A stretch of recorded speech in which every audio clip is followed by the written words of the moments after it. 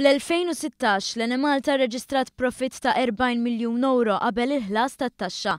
Ikkonferma dan iċ-Chairman tal-Korporazzjoni L-Enemalta Frederick Azzopardi li f'intervista nnota kif minn korporazzjoni li kienet mażra l-ekonomija issa l-istess korporazzjoni qed tkun ta' kontribut ekonomiku. Ftit jinbiss wara t-tifi tal-impjant li jaħdem bil-heavy fuel oil, fl-intervista Azzopardi spjega kif dan il-profitt kien irreġistrat fl-istess waqt li f'Diċembru tas-sena li għaddiet l-EneMalta irnexxielha tħallas lura ma' 32 miljun euro f'self.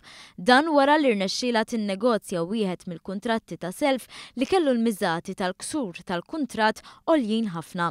Ħlas li jgħin biex il-garanziji tal-gvern jonqsu gradwalment. Azzopardi żied li t-titjib fir-ratings minn aġenziji internazzjonali tal-kreditu qed jgħinu biex l-EneMalta tejjeb ir-reputazzjoni tagħha kif ukoll jitnaqsula xi ftit mill-ispejjeż. Azzopardi nnota li r-riżultati pożittivi li kisbet l-EneMalta fl-aħħar 4 snin ma kinux faċli. Fakkar kif l-EneMalta kienet mifnija bid-dejn u kienet qed titlef ħafna flus. Dan fl-istess waqt li kien hemm qatt għall-investiment fiċ-ċentri ta' distribuzzjoni tal-elettriku.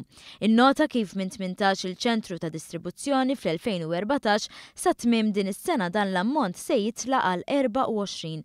Investiment li sar kollu kemmu mill-EneMalta. Fl-intervista Azzopardi qal li issa l-korporazzjoni qed ġenera l-elettriku minn 3 sorsi fosthom mill-interconnector u l-impjant li jaħdem bil-gaż f'Dellimara.